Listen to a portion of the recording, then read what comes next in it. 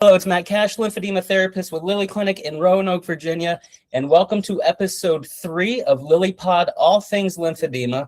This is a very special episode that we will break down into 3 different parts because there's so much information. We want to get it all out there, and we have one opportunity to take advantage of this lovely lady, so we're going to do that. So why 3 parts? Well, this lovely lady has a journey that she was on and she's willing to share with us to increase our awareness about this condition of lymphedema. Part 1, a hint, before surgery. Yes, before the surgery. Part 2, deciding to go forward with the surgery. And then part 3 is what happened, what changed, and where is she now? We will be talking with Kelley Marzec, who underwent 3 surgeries for her lymphedema that she acquired after cancer treatments for uterine and cervical cancer 16 years ago. Kelley was treated by Dr. Philip Brazio at Cedars-Sinai in Los Angeles. Today's goal is not to tell everyone they need surgery, and it's definitely not to present surgery as a cure, because as we know, there is no cure for lymphedema. The goal is to hear Kelley's personal experience, what led to her considering the idea of surgery, what was that process like, and what recovery actually really looked like, and maintenance, and what is it like now? Kelley, thank you so much for being here on this LilyPod, All Things Lymphedema. I am incredibly grateful that you're here to share your story. As I said, I'm a complete decongestive therapy guy. I'm a certified lymphedema therapist. I'm going on my 9th year doing this. Surgeries are new to me, especially in my part of the world. We don't see a lot of that in Southwest Virginia. The closest is actually in Florida. So Kelley, please introduce yourself. Let us know a little bit about yourself. Hi, Matt. Thanks for having me. It really is a pleasure and an honor to be here. So I'm a Southern California resident, 57 years old, married to adult children. And I'm just happy to be here and to share some information and get it out there. Before lymphedema became a part of your life, what was your day-to-day like? My day-to-day life consisted of a lot of outdoor activity. Used to go to the beach every single weekend. I enjoy fitness and working out. In fact, I had competed in a bodybuilding competition back in the early 2000s, which was great. So I still do the fitness, just not quite to that level. But yes, and I also like to fish. My husband is a commercial fisherman, so occasionally I'll jump in on some trips with him and then do some pleasure trips as well. Anybody that follows Lily Clinic's Facebook page saw that picture of you holding those 2 massive salmon. I was very jealous of that. I thought that was a great photo. Love that. If you didn't see it, go check out Lily's Facebook page, and it's there. So unfortunately, fortunately, you're very healthy lifestyle, very active. But then something happened. 16 years ago, you developed cervical and uterine cancer. Yes, so in 2009, that's when I had I had a radical hysterectomy. And then in 2023, I remember the exact day when I noticed something was a little bit different. I was at the gym and I looked down and I saw that my ankle was swollen. And I thought, what the heck's going on? So a couple weeks prior, I had gotten off of the treadmill, and while it was stopped, I twisted my ankle. Embarrassing, yes. Only I have that kind of special talent. But I, like anybody else, I went home and I thought, okay, well, I'm just going to elevate, put ice on it, and that's going to take care of it. Did not help. Do you think so? You started to develop swelling. Was it in both legs or just one leg? I'm unilateral on the right leg. And you sprained your ankle. Do you think that set it off? Was that the catalyst that kind of, do you have any thoughts on that? I do. I am not sure. I never asked. Quite possibly it might have been, but as you and I both know, lymphedema can come on at any point in time in your life. Yeah, so here's an awareness update that I can't let go. Anybody that's had cancer treatments that involved any type of lymphatic issue, you are at risk, about 30% risk of developing lymphedema at any point in time of your life. So risk reduction is a really important thing to understand, and we're not going to get really into that, but just know that. When were you diagnosed? How did that work out for you? Because I know that my patients, and I see it all the time, they have such a difficult time getting the diagnosis of lymphedema. So that all in itself was getting to that point was a journey. So as I said, I had tried to ice it, elevate, put heat, nothing was helping. A couple days later, my foot's turning purple. So I went to the urgent care. Urgent care, of course, thinks it's a blood clot. No, I can't treat you. So off I go over to vascular, and finally got to a vascular surgeon, and he said, you know what? All your tests look good. And I'd gone through a battery of vascular tests. He said, why don't we do a lymphoscintigraphy? I said, okay, what the heck is that? So he explained to me that it is a test that you go through. It's a full scan of your body that shows exactly where your lymphatic flow is and if there is a backup. I do want to say, if somebody is getting a lymphoscintigraphy done, do not let anybody tell you that if they put numbing on your toes, between your toes, that it's going to affect your tests. They told me that. It's barbaric. Don't ever go through it, and don't believe them if they tell you. You absolutely demand numbing between your toes.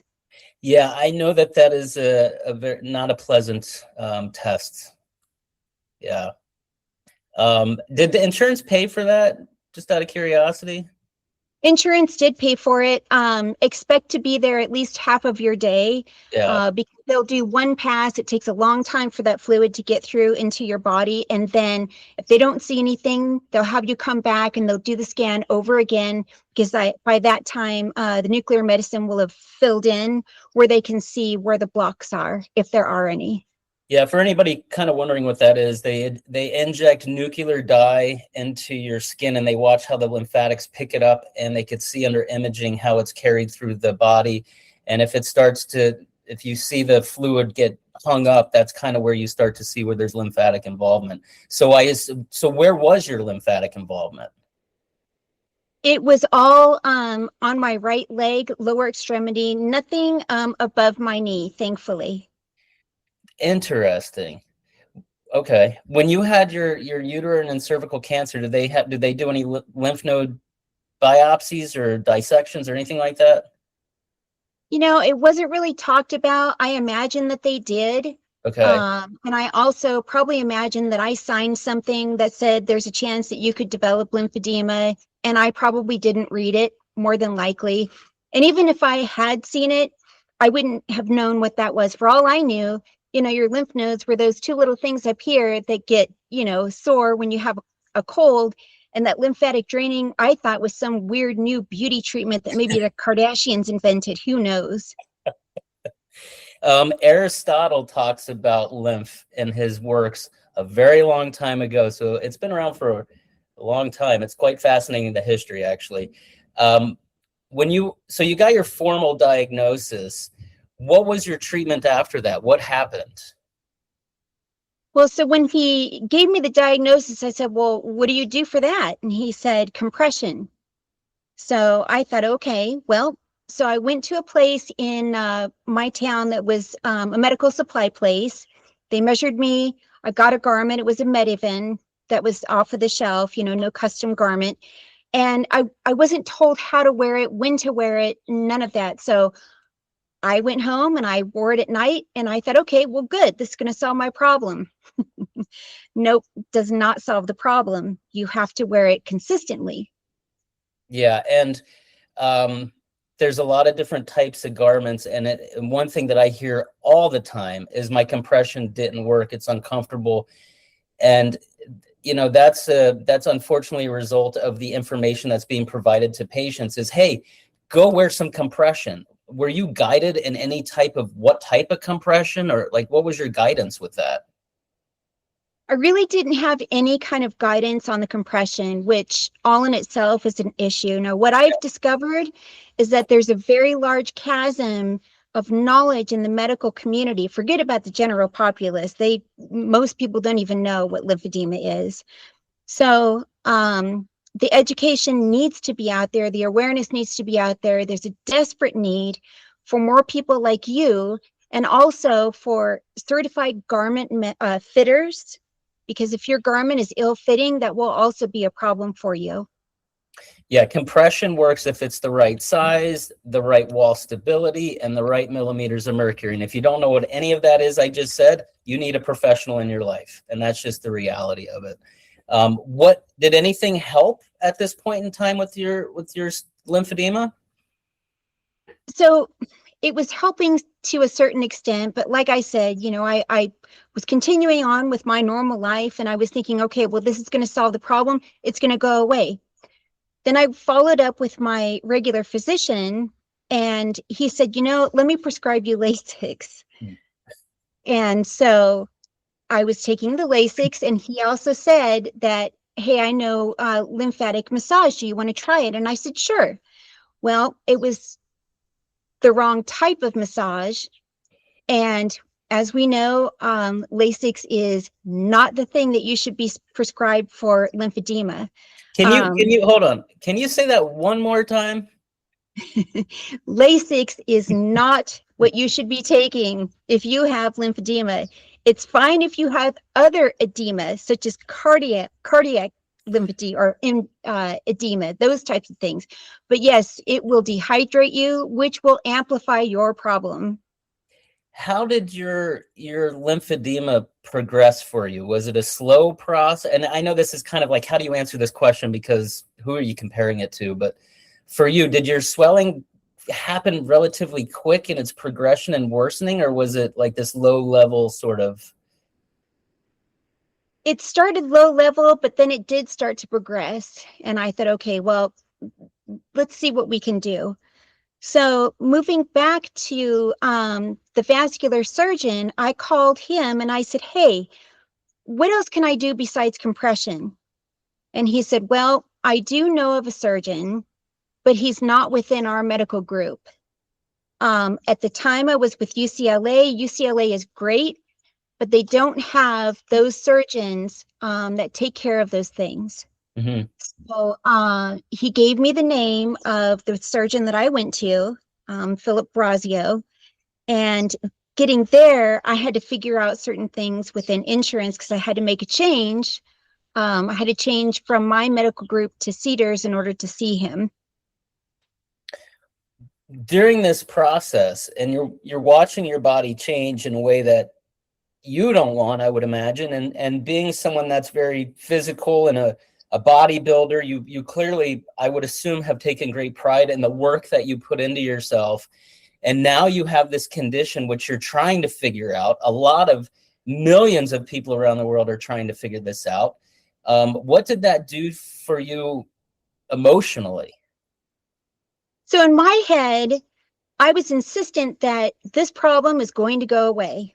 I had no idea it was a lifelong thing. And I kept thinking, okay, well, I'm going to do compression. It's still not going away. Well, how about the massage therapy? Nope, still not going away. Well, how about this? How about that? I'm taking the Lasix, I'm doing all these things. It's still not going away. So I was referred to a certified lymphedema therapist, such as yourself. And my first visit with her was extremely eye-opening. So I finally got the correct massage technique for my leg, and she explained to me exactly what lymphedema was and that there is no cure. So when I left, I was heartbroken. I didn't want to accept that was now going to be a part of my life. It's the club that has a lifelong membership that nobody wants to belong to. But now that we're here, let's be the pillars of support and help each other out. So I did get incorrect compression. I kept going back to her for follow-up visits. She was able to reduce my swelling. Now, she also did talk about diet. I'm going to tell you that lymphedema is a moody bee and will speak to you to tell you exactly what it needs. So, it's a party pooper. You have a glass of wine, not going to like it. Salts, Gatorade, cheese, all the things that I love, nope, doesn't like it. So stay away from those things. The other thing is that you need to do proper compression. If it needs more in a certain area, you can go with foam padding. There's lots of, I mean, I traded my shoe couture for now short stretch bandages and flip flops. So because they work. They work 100%. Yeah, they work. I remember when I was going through my training to become a lymphedema therapist, and I remember this. The instructor said, "You're going to see patients that have had horrible cancers and have gone through hell and back, but when they get that lymphedema diagnosis, it hits differently because they've survived this episode of their life, the big C. They survived it, and then all of a sudden they get slapped in the face with what is this now?" And I was very grateful that she told us as a class that, because it automatically helps you get in that mind frame of like, people with lymphedema are suffering. And a lot of the times they're needlessly suffering because we're allowing this disease process to get to the point that it should never, never get to. And that's why these discussions are so incredibly important.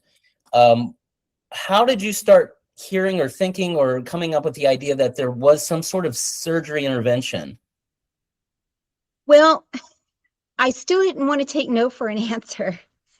And, I just kept pushing. It's like, there has to be something out there. So, the lymphedema therapist that I go to, she works with Dr. Brazio, and mentioned that there were several surgeries that he can do to help with the reduction. So once I finally got to a point, and it did take some time for me to get the change within my insurance, I made an appointment and I saw him and had my first consultation. Were you skeptical at all? Still in the back of my head, I'm thinking, you know what? It's going to go away. But, and then I thought, okay, well, I had to really wrestle with that and get to a point of acceptance. It's not going away. Yeah. It maybe can get better, but not going away. So better than before is what I was after. So when I met with him, he explained, all these different things that he could do. Again, stressing that it is not a cure, and it is just something to improve the quality of life. Yeah. Yeah. Did your therapist, your lymphedema therapist, I deal with a lot of, I see people break down all the time in my clinic. They get very emotional. They get emotional for two reasons. One, when they're told that there's no cure, and that's a big, heavy burden to listen to and to try to absorb. But then I also get the happy tears of the results of the therapy, which is also amazing. But did your therapist help guide you along in this process? Yes, she's incredibly instrumental. And in fact, I see her a couple of times a week. And we still talk about things, and we still, I still learn new things every time I see her about lymphedema. And the other thing that I kept telling her is that, I never see people out in the wild with lymphedema. I feel like it's only me. Yeah. And it felt very, very isolating, including, your friends, your family. They don't know. Most people in the medical community don't know. And, when you're going through something like that, you feel like nobody gets it except for your lymphedema therapist and people that you see, that specialize in that group. So, you were saying that the stats are 1 in 30, but probably is more like 1 in 10 people that have it, which I believe to be true. And the majority of them are untreated because they just don't know. They're told you need to lose weight, or,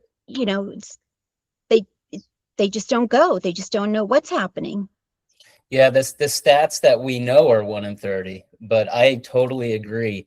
Knowing that venous insufficiency is the number one cause of lymphedema. There's 190 million Americans with venous insufficiency, and they go to their doctors and they get ablations, and that's supposed to help, and it doesn't.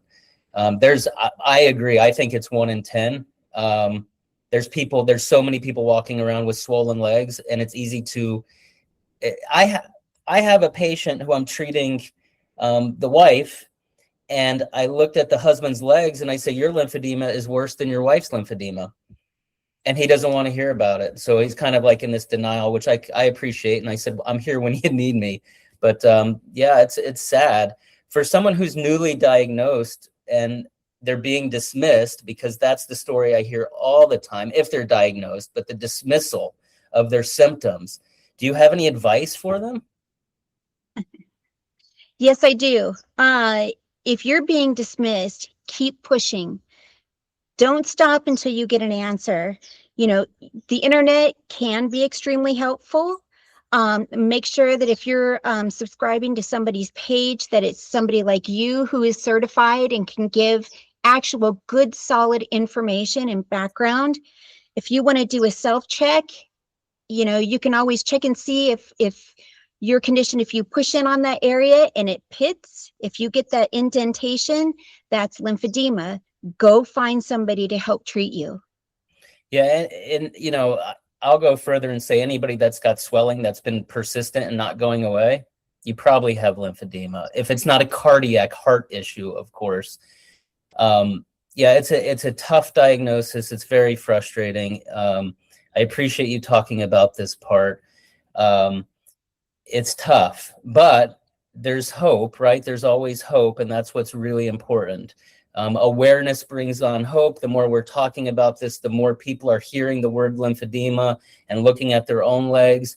It's phenomenal. I will recognize two associations, the National Lymphedema Network. They're a great resource for patients, therapists, physicians, everybody, and also LANA, the Lymphology Association in North America. Highly recommend if there's people have questions, go there. Their stuff is based in research. You could read the research right from their site, so that's amazing. Thank you so much for this part and understanding how we got to where we're going.